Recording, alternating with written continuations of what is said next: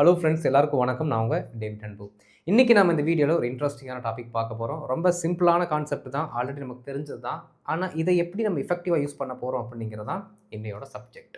So video skip பண்ணாமல் பாருங்கள், அப்போ தான் உங்களுக்கு புரியும். அண்ட் இதை ஃபஸ்ட் டைம் நம்ம சேனலுக்கு வந்திருக்கீங்க, மறக்காம நம்ம சேனலை சப்ஸ்கிரைப் பண்ணிட்டு பெல் பட்டனை கிளிக் பண்ணி வச்சுக்கோங்க. அப்போ தான் நான் போடுற வீடியோஸ் உங்களை தொடர்ந்து வந்து சேரும். நாம் டிலே இல்லாமல் வீடியோக்குள்ளே போயிடலாம். ஃப்ரெண்ட்ஸ், ஒரு முக்கியமான விஷயம், அடுத்த மாதத்துக்கான பேசிக் டு இன்டர்மீடியட் கோர்ஸ், அப்புறம் ஸ்பீக்கிங் மட்டும் இருக்கக்கூடிய கோர்ஸோட அட்மிஷன் ஸ்டார்ட் ஆகிருச்சு. இதில் நீங்கள் ஜாயின் பண்ணணும்னு நினைக்கிறவங்க இப்போ டிஸ்பிளேயில் ஸ்ட்ரீம் ஆகிட்டு இருக்க நம்பருக்கு நீங்கள் வாட்ஸ்அப் பண்ணுங்கள். கோர்ஸோட டீட்டெயில்ஸ் நாங்கள் உங்களுக்கு சென்ட் பண்ணுறோம். ஃப்ரெண்ட்ஸ், இந்த ஸ்லைடில் நாம் ஒரு 3 கனெக்டர்ஸ் பார்க்க போகிறோம். சரிங்களா? பாருங்கள். கடைசியில் ஆரோக்கியம் தான் முக்கியம். நீ எல்லாமே அது முக்கியம் இது முக்கியம் நினச்சிட்டு இருக்க, அப்படி கிடையாது. கடைசியில் ஒரு பாயிண்ட் ஆஃப் டைமில் என்னது, ஆரோக்கியம் தான் முக்கியம், ஹெல்த் தான் ரொம்ப ரொம்ப முக்கியம் அப்படின்னு நம்ம சொல்கிறோம். இந்த கடைசியில் அப்படிங்கிறதுக்கு நாம் உபயோகிக்கக்கூடிய அந்த வார்த்தை என்ன அப்படின்னா, பாருங்க, at the end of the day. At the end of the day இந்த வார்த்தையை நீங்கள் எங்காவது கவனிச்சிங்க இல்லாட்டி பார்த்தீங்க அப்படின்னா, ஒரு நாளின் முடிவில் அப்படிங்கிற அர்த்தத்தில் நீங்கள் எடுத்துகிட்டு போயிடுவீங்க. அதுதான் நம்ம பண்ணுற தப்பு. அந்த அர்த்தத்தில் வராது. At the end of the day அப்படின்னா ஒட்டுமொத்தமாக பொத்தாம்பொதுவாக கடைசியில், அதாவது ஒட்டுமொத்த சாராம்சத்தின் கடைசி, ஒட்டுமொத்த சம்பவத்தின் கடைசி. புரியுதுங்களா? அந்த நாளோட கடைசி மட்டும் கிடையாது, அது இதோட அர்த்தமும் கூட. பாருங்க, at the end of the day ஆரோக்கியம்தான் முக்கியம். Okay, health matters most. Health matters most. Health matters most. புரியுதுங்களா? பாருங்க, at the end of the day health matters most. அப்படியே கடைசியில் ஆரோக்கியம் தானே முக்கியம் அப்படின்னு நம்ம சொல்லலாம். கடைசியில் அப்படின்னா இந்த வார்த்தை யூஸ் பண்ணுங்கள். சூப்பரான வார்த்தை, ஸ்டாண்டர்டாக சூப்பராக இருக்குது. இதை நீங்கள் பேசுனீங்கன்னா சரிங்களா? சென்டென்ஸோட பிகினிங்கில் போட்டுக்கோங்க.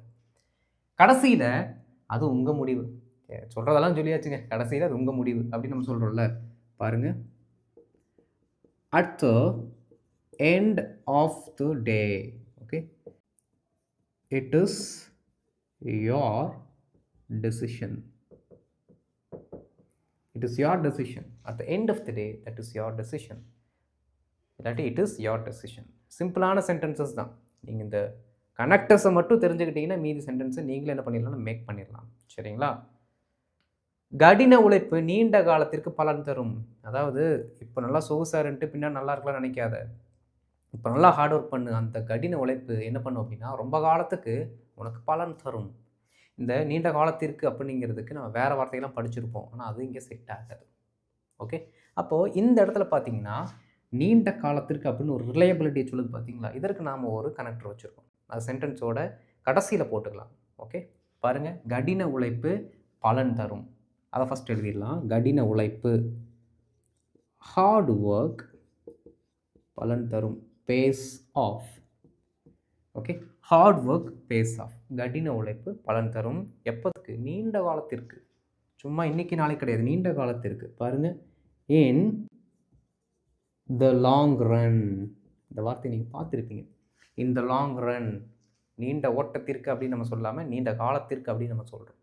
Okay, hard work pays off in the long run. Hard work pays off in the long run. முக்கியமான ஒரு ஃப்ரேஸ், கற்று வச்சுக்கோங்க. இந்த பழக்கம் உங்களுக்கு நீண்ட காலத்திற்கு உதவும். இன்றைக்கி நான் உங்களுக்கு சொல்லிக் கொடுக்க போகிற நல்ல ஹேபிட்லாம் ரொம்ப காலத்துக்கு உங்களுக்கு ஹெல்ப் பண்ணும். ஓகே, இந்த பழக்கம் உங்களுக்கு உதவும். அதை ஃபஸ்ட் எழுதிடலாம். பாருங்கள், திஸ் ஹேபிட் உங்களுக்கு உதவும், வில் ஹெல்ப் யூ. சிம்பிளாக தான் இருக்குது. Okay, this habit will help you. இது உங்களுக்கு உதவும், இந்த பழக்கம் உங்களுக்கு உதவும் நீண்ட காலத்திற்கு. அதுதான், அப்படி எழுதிக்கோங்க. மேலே எழுதியிருக்க அதே வார்த்தை தான், in the long run. This habit will help you in the long run. This habit will help you in the long run. புரியுதுங்களா? இன்னைக்கு பண்ணுற இந்த ப்ராக்டிஸ் உனக்கு ரொம்ப காலத்திற்கு என்ன பண்ண உதவும் அப்படின்னு நம்ம சொல்கிறோம். அப்படின்னா என்ன பண்ணிக்கலாம், this practice will help you in the long run. This practice will help you in the long run. புரியுதுங்களா? இந்த மாதிரி சென்டென்ஸை மாற்றி மாற்றி போட்டு ப்ராக்டிஸ் பண்ணுங்கள். நான் குறுஞ்செய்திகளை, மெசேஜஸை, சரிங்களா, நான் குறுஞ்செய்திகளை அப்பப்போ பார்ப்பேன், அடிக்கடி. அதாவது கொஞ்சம் நேரத்துக்கு இடையில என்ன பண்ணுவேன், எடுத்துகிட்டு பார்த்துட்டே இருப்பேன். இடையிடையே நம்ம சொல்கிறோம்ல, அந்த வார்த்தை தான். அப்போ போனால் இடையிடையே நான் குறுஞ்செய்திகளை பார்ப்பேன், அது என்னுடைய வழக்கமாக இருக்கிறது. அப்போ சிம்பிள் ப்ரெசன்ட் எழுதிக்க வேண்டியதான். பாருங்கள், ஐ செக் மை மெசேஜஸ் என்னுடைய குறுஞ்செய்திகள்னு சொல்லிடலாம். சரிங்களா? ஐ செக் மை மெசேஜஸ் அப்போ ஃப்ரம் டைம் டு டைம் அப்படிங்கிற வார்த்தையை யூஸ் பண்ணுங்கள். முடிஞ்சு போச்சு. Okay, I check my messages from time to time. I check my messages from time to time. அவர் சொந்த ஊருக்கு அடிக்கடி போவார் அப்படின்னா அந்த அடிக்கடி அப்படிங்கிறதுக்கு இப்போ நம்ம என்ன போகிறோம் அப்படின்னா கரெக்டான அந்த இடையிடையே போயிடுறாருன்னு அர்த்தம். அடிக்கடின்னு இல்லை, இடையிடையே அப்பப்போ அப்படிங்கிற மீனிங் நம்ம எடுத்துக்கலாம். ஓகே, அவர் சொந்த ஊருக்கு அப்படியே அந்தந்த டைமுக்கு இடையிடையே போவார் அப்படின்னு நம்ம போடுறோம். பாருங்கள், he visits his hometown. He visits his hometown from time to time. Okay, he visits his hometown from time to time. He visits his hometown from time to time. ரொம்ப ஈஸியான ஃப்ரேசஸ் ஃப்ரெண்ட்ஸ். பாருங்கள், 3 படிச்சிருக்கோம். At the end of the day அப்படின்னா கடைசியில், முடிவில் அப்படின்னு நம்ம சொல்கிறோம். அடுத்து இந்த லாங் ரன் அப்படின்னா நீண்ட காலத்திற்கு, எப்படி நீண்ட காலத்திற்கு ஒரு விஷயம் நமக்கு உதவும், நீண்ட காலத்திற்கு அது நம்ம கூட இருக்கும் அப்படிங்கிற மாதிரி சொல்லும் பொழுது அந்த நீண்ட காலத்திற்கு அப்படிங்கிற ஃப்ரேஸை நம்ம சொல்கிறதுக்கு இந்த லாங் ரன் அப்படிங்கிற வார்த்தையும், ஃப்ரம் டைம் டு டைம் அப்படிங்கிற வார்த்தையை அடிக்கடின்னு எப்படி இடையிடையே, அவ்வப்போது அப்படின்னு நம்ம சொல்லுவோம்ல, அந்த வார்த்தைக்கு நம்ம என்ன பண்ணுறோம், இந்த வார்த்தையை நம்ம யூஸ் பண்ணிக்கிறோம். Okay, right. இன்னும் ஒரு சில கனெக்டர்ஸ் பார்க்கலாம்.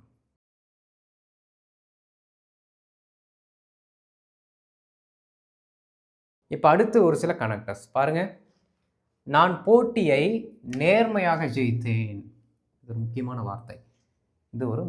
வார்த்தை. இந்த பர்டிகுலர் வார்த்தையை சென்டென்ஸோட கடைசியில் போட்டுக்கோங்க. நான் போட்டியை நேர்மையாக ஜெயித்தேன். எப்படி சொல்லலாம் அப்படின்னா, இந்த வார்த்தையை விட்டுட்டு மீதி இருக்க மெயின் கிளாஸ் எழுதிட்டு இந்த வார்த்தையோட கனெக்டர்ஸை நம்ம அடுத்து போட்டுக்கலாம். ஓகே, நான் போட்டியை ஜெயித்தேன் சிம்பிள் எழுதலாம். ஐ ஒன், ஒரு மேட்ச்னு வச்சுக்கலாம். Okay, I won the match, I won the competition, எது வேணாலும் சொல்லலாம். I won the match, I won the competition, எது வேணாலும் சொல்லுங்கள். ஐ ஒன் த மேட்ச், நான் அந்த மேட்சை ஜெயித்தேன். நேர்மையாக அப்படின்னா இதற்கான வார்த்தை fair and square. Okay, fair and square. Okay, நேர்மையாக, ஏமாத்தாமல், ஓகே, முறைப்படி என்னுடைய திறமைகளை என்ன பண்ணேன், ஃபுல்லாக கற்றுக்கிட்ட மொத்தத்தையும் இறக்கி விட்டு தான் நான் ஜெயித்தேன், ஏமாத்தலடா அப்படின்னு நம்ம சொல்லுவோம்ல, அதற்கு தான் ஃபேர் அண்ட் ஸ்கொயர். ஓகே, பாருங்கள், I won the match fair and square. I won the match fair and square. அவர் பணத்தை ஏமாத்தாமல் நேர்மையாக கொடுத்துட்டார், பே பண்ணிட்டார். அவர் என்ன பண்ணல, ஏமாத்தாமல் பணத்தை நேர்மையாக கொடுத்தார் அப்படின்னு நம்ம சொல்கிறோம். இதை விட்டுட்டு மீதி இருக்கிறது எழுதலாம். ஓகே, அவர் பணத்தை கொடுத்தார், பணத்தை கட்டினார்னு எழுதலாம். சரிங்களா? he paid money. Okay, he paid money, பணத்தை கொடுத்தார், ஏமாற்றாமல் நேர்மையாக. அப்போது ஃபேர் அண்ட் ஸ்கொயர். ஸ்கொயர்னு சொல்லாதீங்க, square, fair and square, fair square ஒரே மாதிரி சவுண்டில் வர மாதிரி ஸ்கொயர்னு சொல்லுவாங்க, அப்படி சொல்லாதீங்க. Okay, fair and square. Okay, he paid money, fair and square. He paid money, fair and square. அப்போ எந்தெந்த இடத்துல எல்லாமே நேர்மையாக அந்த விஷயத்தை நான் செஞ்சேன் அப்படின்னு நீங்கள் சொல்கிறீங்களோ அந்த இடத்துல எல்லாமே நீங்கள் ஃபேர் அண்ட் ஸ்கொயர் அப்படிங்கிற வார்த்தை போட்டு உபயோகப்படுத்துங்க. ஓகே, ஒரு கிளாஸ் மிஸ் ஆனது பெரிய மேட்ரு கிடையாது, பெரிய விஷயமெல்லாம் இல்லை, அதெல்லாம் ரொம்ப முக்கியமான விஷயம்லாம் கிடையாது, விட்றா ஏன்டா அதுக்காக கவலைப்படுறா அப்படிலாம் நிறைய டைமில் சொல்லுவோம்ல, அது ஒன்றும் அவ்வளோ பெரிய விஷயம் கிடையாது, ரொம்ப சிம்பிளான வார்த்தை.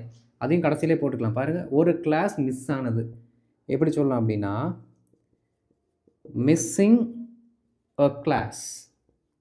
மிஸ்ஸிங் எ கிளாஸ், கிளாஸை மிஸ் பண்ணுறது அப்படிங்கிற மாதிரி கொண்டு வரோம். ஓகே, ஒரு கிளாஸை மிஸ் பண்ணுறது பெரிய டீல் இல்லை, இஸ் நோ பிக் டீல். இந்த வார்த்தை, இந்த பர்டிகுலர் தமிழ் வார்த்தைக்கு ஓகே, பெரிய விஷயம் இல்லை அப்படின்னா நோ பிக் டீல் அப்படின்னு நம்ம சொல்லணும். நோ பிக் டீல் மறக்கக்கூடாது. நோ பிக் டீல் சொல்லுங்கள், திரும்பி சொல்லுங்கள். No big deal, no big deal. Very good. வாங்க, missing a class is no big deal. Missing a class is no big deal. Okay, கவலைப்படாத, இது ஒன்றும் பெரிய விஷயம் இல்லை, இதெல்லாம் அதிகமாக நம்ம சொல்லுவோம். கவலைப்படாத, அதெல்லாம் பெரிய மேட்டரே கிடையாது அப்படின்னு நம்ம சொல்லுவோம். It is not a big matter அப்படின்னு நம்ம சொல்லுவோம். அப்படி வார்த்தையை வச்சு அப்படியே என்ன பண்ணக்கூடாது, தமிழ் டு இங்கிலீஷ் ட்ரான்ஸ்லேட் பண்ணக்கூடாது. அதற்குன்னு என்ன ஃப்ரேசஸ் இருக்கோ அதை தான் நம்ம யூஸ் பண்ணணும். பாருங்கள், கவலைப்படாதே, இதெல்லாம் நமக்கு தெரியும். டோன்ட் வரி, டோன்ட் வரி, இது ஒன்றும் பெரிய விஷயம் இல்லை. இது ஒன்று அப்படின்னா இட் இஸ், அவ்வளோதான். Okay, it is no big deal, அவ்வளோதான். It is no big deal, sorry, it is no big deal, it is no big deal. Okay, don't worry, it's no big deal சேர்த்து சொன்னீங்கன்னா சிம்பிளாக இருக்கும். இப்போ பெரிய விஷயம் கிடையாது, அதெல்லாம் அந்தளவுக்கு டஃப்பான டாஸ்க்கெல்லாம் இல்லைடா விட்றா அப்படின்னு நம்ம சிம்பிளாக சொல்கிறோன்னு வச்சுக்கோங்களேன். நோ பிக் டீல் அப்படிங்கிற வார்த்தை யூஸ் பண்ணுங்கள். நான் எப்படியாவது வெற்றி பெற வேண்டும், எப்படியாவது, இந்த வார்த்தை நிறைய பேருக்கு தெரியும். ஆனால் இன்றைக்கி நான் வேறு ஒரு வார்த்தை சொல்லிக் கொடுக்க போகிறேன். சரிங்களா? ஃபஸ்ட்டு இந்த வார்த்தையில் எழுதிட்டு, மெயின் கிளாஸ் எழுதிட்டு ஃப்ரேஸ் தூக்கி கடைசியில் போடலாம். நான் வெற்றி பெற வேண்டும். Okay, I must win, I must win, எப்படியாவது, எப்படியாவது, at all cost, at all cost. எப்படி? I must win at all cost, I must win at all cost. இப்படி சொன்னீங்கன்னா எப்படியாவது, எப்படியாவதுடா தலைகீழ நின்னாது என்ன பண்ணிடணும், நான் ஜெயிக்கணும் அப்படிங்கிற ஒரு ஃபோர்ஸை சொல்கிறீங்க. புரியுதுங்களா? ஒரு பிடிவாதத்தோடு சொல்லுவல்ல, அந்த இடத்துல நம்ம இது யூஸ் பண்ணலாம். Okay, I must win at all cost. உன்னுடைய ஆரோக்கியத்தை எப்படியாவது பார்த்துக்கோ, உன்னுடைய ஆரோக்கியத்தை எப்படியாச்சும் என்ன பண்ணு, பாதுகாத்துக்கொள் அப்படின்னு நம்ம சொல்கிறோம்.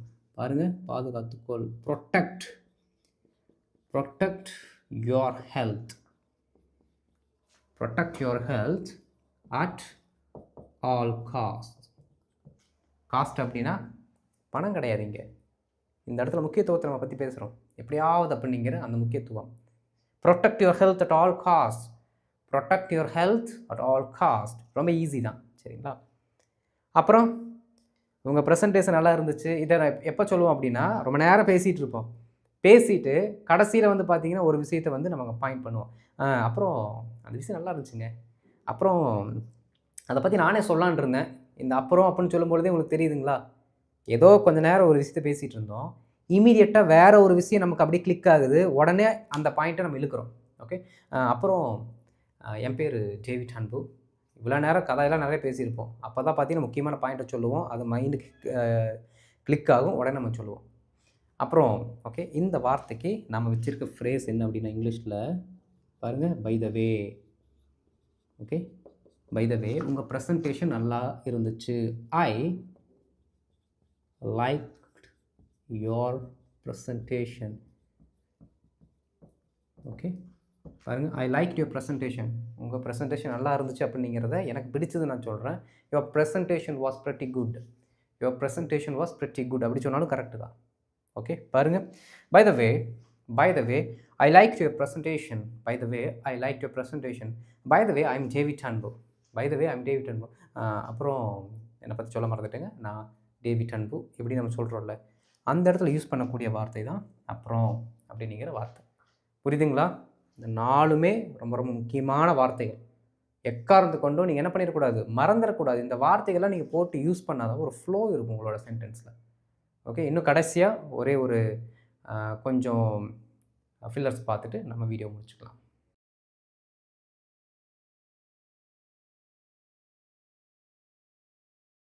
இப்போ கடைசியாக ஒரு சில வார்த்தைகள் பாருங்கள். தயவு செஞ்சு முன்கூட்டியே சொல்லுங்கள். இந்த வார்த்தை முக்கால்வாசி பேத்துக்கு ஒரு பெரிய குதிரை கொம்பாக இருக்கும். குதிரைக்கு கொம்பே இல்லை ஃபர்ஸ்ட் ஆஃப் ஆல், இருந்தாலும் நம்ம சொல்லிக்க வேண்டியது தான். ரொம்ப ஒரு டிஃபிகல்ட்டான வார்த்தையாக இருக்கும். முன்கூட்டியே சொல்ல வேண்டியது தானே அப்படின்னா, அந்த பர்டிகுலர் விஷயத்துக்கு நம்ம ப்ரையாரிட்டி கொடுக்குறோம். தயாராவதற்கு, ப்ரிப்பேர் ஆவதற்கு. புரியுதுங்களா? அதில் ப்ரிகாஷனுக்காக யூஸ் பண்ணக்கூடிய வார்த்தை தான் இது. தயவு செஞ்சு முன்கூட்டியே சொல்லுங்க அப்படின்னு நம்ம சொல்கிறோம். இந்த வார்த்தை கடைசியில் போட்டுக்கலாம். மீதி இருக்கிற அந்த பர்டிகுலர் மெயின் கிளாஸ் எழுதிடுவோம். சரிங்களா? தயவு செஞ்சு சொல்லுங்க அப்படின்னா, please inform me, please inform me. முன்கூட்டியே அப்படிங்கிறதுக்கு நாம் well in advance, well in advance அப்படிங்கிற வார்த்தை யூஸ் பண்ணலாம்.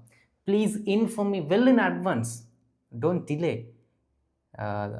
கால தாமதப்படுத்தாதீங்க, லேட் பண்ணாதீங்க, எனக்கு முன்கூட்டியே சொல்லுங்கள் அப்படின்னு சொல்கிறதுக்கு please inform me well in advance அப்படின்னு நம்ம சொல்லலாம். Please inform me well in advance. அடுத்து பாருங்கள், முன்கூட்டியே நான் அனைத்தையும் முடித்து விட்டேன். எதுக்கு இருக்கட்டும் அப்படின்னு முன்னாடியே என்ன பண்ணிட்டேன், எல்லாத்தையும் முடிச்சிட்டேன் அப்படின்னு நம்ம சொல்கிறோம். பாருங்கள், நான் அனைத்தையும் முடித்து விட்டேன். I have completed. ஏன்னா ஒரு வேலையை செஞ்சுட்டேன் அப்படின்னு நம்ம சொல்கிறோம் அப்படின்னா அந்த வார்த்தை அந்த சவுண்டு வந்தாலே ஹாவ் ப்ளஸ் V3 வந்துடணும். Okay, I have completed every thing. அனைத்தையும் தானே. I have completed every thing well in advance. I have completed everything well in advance. I have completed everything well in advance. நான் எல்லாத்தையும் முன்கூட்டியே முடிச்சிட்டேன். இருந்தாலும் என்ன பண்ணுறாங்க, திட்டுறாங்க. இருந்தாலும் என்னை திட்டுறாங்க அப்படின்னு நம்ம சொல்லுவோம்ல. அப்போ அந்த இடத்துல முன்கூட்டியே அப்படிங்கிறதுக்கு நாம் வெல் இன் அட்வான்ஸ் அப்படிங்கிற வார்த்தை யூஸ் பண்ணிக்கலாம். சரிங்களா? திடீர்னு மழை பெய்ய தொடங்கியது. Suddenly, sit suddenly. திடீர்னு உட்காரு, இல்லை உடனே உட்காரு, சிட் சடன்லி. அந்த ரீல் கூட நான் பார்த்தேன். புரியுதுங்களா? அதை திடீர்னு அப்படிங்கிற வார்த்தையை பார்க்கும்போது எனக்கு அந்த ரீல் ஞாபகம் வருது. ஆனால் இங்கே திடீர்னு அப்படிங்கிறதுக்கு நம்ம வேற ஒரு வார்த்தை வச்சுருக்கோம். பாருங்கள், திடீரென்று மழை பெய்ய தொடங்கியது. இதை ஃபஸ்ட்டு போட்டுக்கலாம், சென்டென்ஸோட பிகினிங்கில் போட்டுக்கலாம். சரிங்களா? பாருங்கள், all of a sudden. All of a sudden, திடீரென்று மழை பெய்ய தொடங்கியது. Okay, it started raining. It started raining. Okay, all of a sudden it started raining. All of a sudden it started raining. ரொம்ப ரொம்ப சிம்பிள்.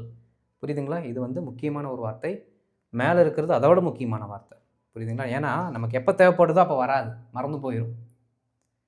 சரி, அடுத்து பாருங்கள், அவர் திடீரென்று போயிட்டாரு.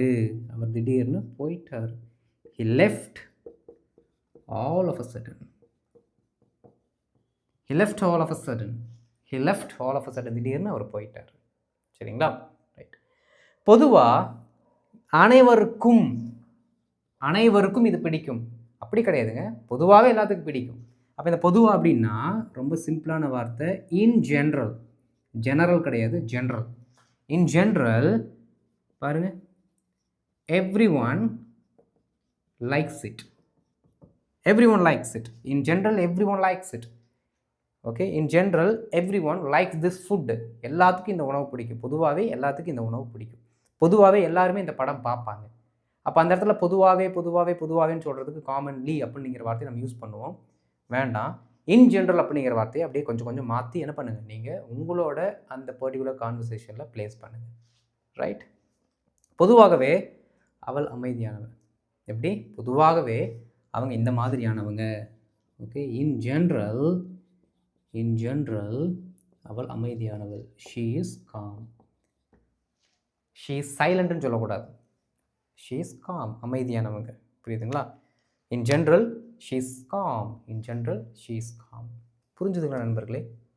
பாருங்கள், கிட்டத்தட்ட இன்றைக்கி ஒரு 10 அட்வான்ஸ்டு கனெக்டர்ஸ் அண்ட் ஃபில்லர்ஸ் படிச்சிருக்கோம். ஆனால் இதெல்லாமே நீங்கள் என்ன பண்ணணும், பயங்கரமாக மெட்டிகுலஸாக கவனமாக உன்னிப்பாக ப்ராக்டிஸ் பண்ணி உங்களோட எவ்ரிடே கம்யூனிகேஷனில் ஆட் பண்ணிக்கிட்டால் தான் மற்றவங்க சூப்பராக இங்கிலீஷ் பேசுகிறாங்க நீங்கள் நினைக்கிறீங்கல்ல, அவங்களோட லாங்குவேஜ் உங்களுக்கு வரும், அதை விட நல்லாவே வரும். ஆனால் தொடர்ந்து பயிற்சி செய்யணும். ஓகே, இந்த வீடியோ உங்களுக்கு பிடிச்சிருக்குன்னு நினைக்கிறேன். பிடிச்சிருந்தால் மறக்காமல் லைக் பண்ணிட்டு மற்றவங்களுக்கும் ஷேர் பண்ணுங்கள், அவங்களும் பயனடைந்து கொள்ளட்டும். அண்ட் இதை ஃபஸ்ட் டைம் நம்ம சேனலுக்கு வந்திருக்கீங்க, மறக்காம நம்ம சேனலை சப்ஸ்கிரைப் பண்ணிட்டு பெல் பட்டனை கிளிக் பண்ணி வச்சுக்கோங்க. அப்போ தான் நான் போடுற வீடியோஸ் உங்களை தொடர்ந்து வந்து சேரும். ஹோம்ஒர்க் வரும், ஹோம்ஒர்க் பண்ணுங்கள். ஓகே, நம்ம அடுத்த வீடியோவில் பார்க்கலாம். அது வரைக்கும் நல்லா ப்ராக்டிஸ் பண்ணுங்கள். தேங்க்யூ.